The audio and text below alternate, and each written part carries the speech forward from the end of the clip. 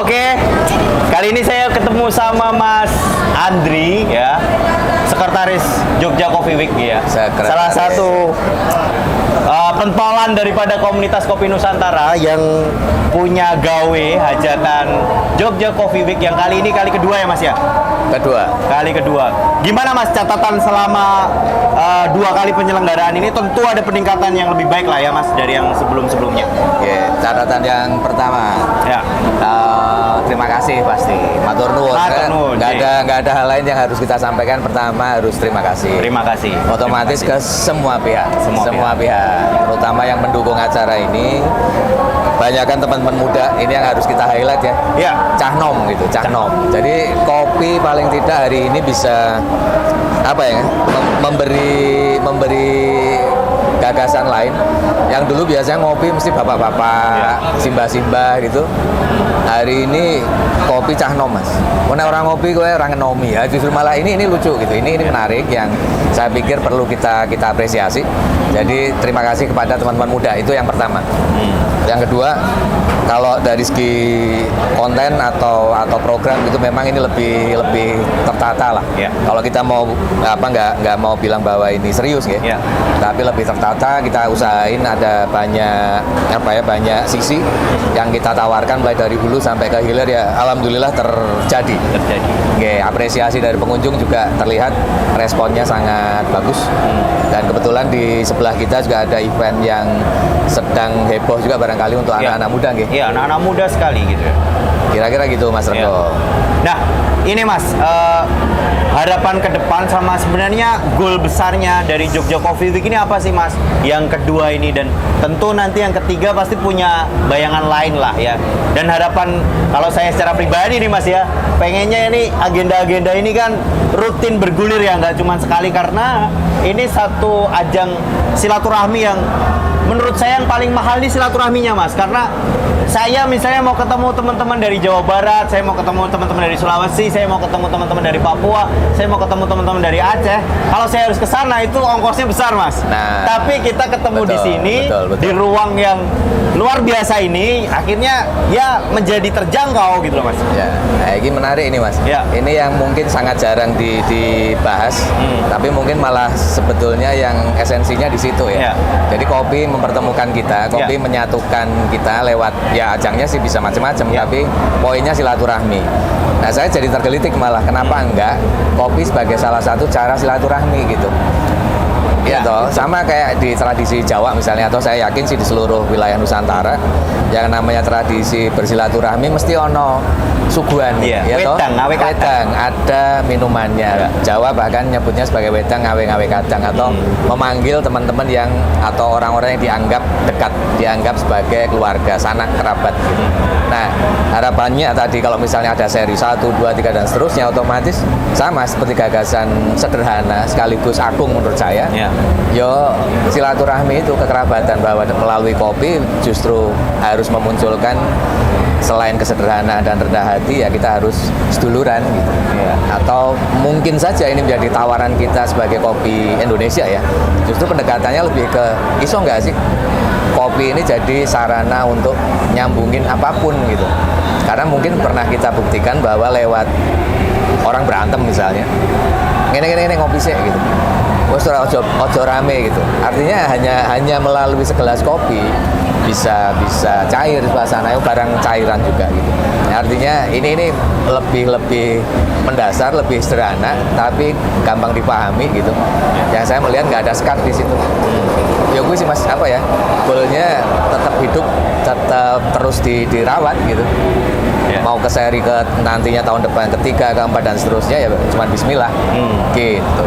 Menariknya kan di salah satu potongan agenda Jogja Coffee Week ini kan menghadirkan satu sesi diskusi yang tadi itu salah satunya adalah kopi sebagai bagian diplomasi, soft diplomasi kan ya Mas ya, yang tadi menghadirkan tim diplomasi luar negeri kopi ya Mas ya, atau kopi. Tim diplomasi kopi dari luar negeri dari Kementerian Luar Negeri. Nah ini kan apakah ini memang didesain oleh komunitas Kopi Nusantara untuk itu, atau ini sebuah kejutan Mas yang tiba-tiba muncul begitu saja?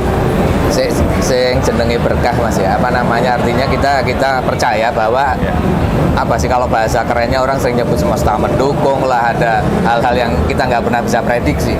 Tapi kalau saya sih secara pribadi yakin, dan teman-teman di komunitas juga punya keyakinan yang sama, selama hal-hal baik yang coba kita ketengahkan, selalu akan ketemu dengan hal-hal baik juga gitu. Nah, sama pada saat kita ketemu ada ternyata ada namanya tim diplomasi kopi, yang kebetulan tadi salah satu pembicara Pak Bagas Absoro ini yang dulu pernah jadi duta besar ya di wilayah peredaran kopi, wilayah yang secara tingkat konsumsi kopinya tingkat konsumsinya sangat tinggi, Swedia ya, daerah Nordik sana, daerah Skandinavian. Itu yang menunjukkan bahwa memang akhirnya sepakat bahwa kopi menjadi sarana diplomasi yang soft, yang gampang gitu. Saya tertarik dengan ada beberapa proyek di Kementerian Luar Negeri itu, bahkan membuat semacam buku semacam manual handbook agar semua karyawan atau pegawai di Kementerian Luar Negeri bisa menyeduh kopi tubruk yang enak. Nah, itu menarik. Saya nggak tahu sampai sejauh apa, tapi ini bagian-bagian yang memang kayaknya menarik kalau kita dorong terus gitu, dengan cara yang gampang. Ora usah gawe film sehebat Hollywood misalnya, lewat segelas kopi wong kenal, oh Indonesia ini ternyata lucu, oh cacah Indonesia nom-nomane keren dan kreatif. Ya ngono-ngono Mas kira-kira ya. Jadi ketoknya kopi kok ya, sementara mungkin teman-teman masih sepakat, bisa nih terusin gitu. Ngono Mas. Menariknya kan salah satunya juga ini Mas ya, kalau beberapa event itu kan lebih kecenderungannya menyajikan di wilayah hilir gitu ya, yang kemudian lebih ke apresiasi terhadap profesi di kopi gitu kan Mas ya. Nah, di gelaran kali ini tuh ada satu concern yang saya tangkap gitu ya, bahwa komunitas kopi Nusantara kemudian juga mendorong bagaimana kemudian teman-teman yang di sektor hulu bisa tersampaikan, terdistribusi ke pasar yang lebih luas, Mas. Nah, itu apakah memang gagasannya memang dari komunitas kopi Nusantara sendiri, atau memang dikhususkan di Jogja Coffee Week ini untuk mendorong itu, Mas? Betul. Kita sih ngelihat dari sejarahnya juga bahwa komunitas ini terbentuk memang dimulai dari dua titik yang saling berjauhan. Teman-teman pegiat di hulu atau kebun kopi, para petani, dan di ujung yang lain di hilir. Nah, coba kita temukan dan kita lihat ada beberapa event kopi lebih banyak mengekspos yang di sisi hilir. Nah, saya pikir sih, dan teman-teman juga sepakat di komunitas kita, bahwa sudah saatnya teman-teman juga memberi apresiasi lah, kita dedikasikan ke para petani yang memang janjinya ngopi kan, yang bagian paling intinya paling vital, dulu, paling vital. Kita banyak kebun yang alih fungsi misalnya, kemudian agroforestry juga makin berkurang ya. Ya hal-hal kayak gini yang mesti kita sering harus sering dimunculin lah, karena memang bahasa keren-kerenannya itu edukasi dan lain-lain agak susah juga. Nah, yang paling gampang ya sering-sering bikin event silaturahmi kopi kayak gini. Dan konten yang di bagian hulu coba kita kenalkan melalui salah satunya kemarin ada scoring biji-biji kopi terbaik, yang kita melihat highlightnya justru malah bukan di hasilnya yang ternyata kopi-kopi tak keren, tapi kita justru malah memotret tingkat kepercayaan diri, konfidensinya si para petani makin muncul bahwa mereka yakin bahwa kopi-kopi yang mereka garap pasti bagus, di processing sehat, kemudian menggunakan standar-standar produksi yang memang bagus gitu Mas. Jadi kita bersyukur lah teman-teman petani punya antusiasme di situ ya. Iya, nggak terus orang yakin, enggak, mereka sangat pede dan bahkan hampir 3 kali lipat dari target yang kita tentukan. Iya. Harapan ke depan Mas untuk Jogja Coffee Week yang ketiga, keempat, kelima, dan seterusnya? Kalau saya sih ngelihat kalau misalnya sampai ketiga, keempat, mungkin kelima gitu bosen Mas. saya nggak mau terjebak dengan bentuk atau model yang sama gitu, karena kita nggak pernah tahu akan ada kejutan-kejutan. Mungkin contoh misalnya iklim, kita nggak pernah ngerti sejauh apa iklim kita akan bertahan dengan baik. Lalu tingkat daya tahan petani untuk ngopeni terus kopi itu menguntungkan, itu kita harus terus kaji gitu. Nah, maka sebesar-besarnya akan punya manfaat ke banyak pihak, itu yang jadi poin utama gitu. Maka harapannya pasti di ketiga keempat otomatis bisa lebih banyak, lebih panjang, lebih besar dari yang sekarang kita kerjakan gitu. Nggak ada ini lain mas, tahu kok yo diniati bismillah ngono, mudah-mudahan bisa terus ada gitu. Iya. Keren sekali. Gagasan untuk lebih jauh ke depan gitu ya. Mudah-mudahan ajang silaturahmi ini tidak berhenti di sini ya Mas ya, bisa terus jangan. Berlanjut. Tapi ada satu yang ingin saya sampaikan. Apa?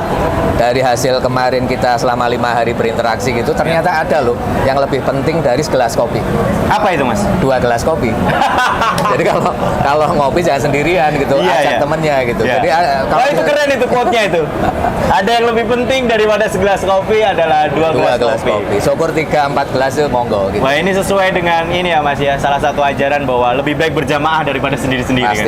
Artinya bahwa kekuatan beraliansi, berkomunitas, berserikat, membangun jejaring, berasosiasi adalah bagian dari bagaimana kita bisa lebih kuat, bagaimana kita bisa lebih maju, bagaimana kita bisa lebih percaya diri ya Mas ya. Pasti. Oke. Terima kasih Mas Andri. Sampai jumpa di Coffee Week berikutnya. Sampai jumpa, salam kopi Nusantara.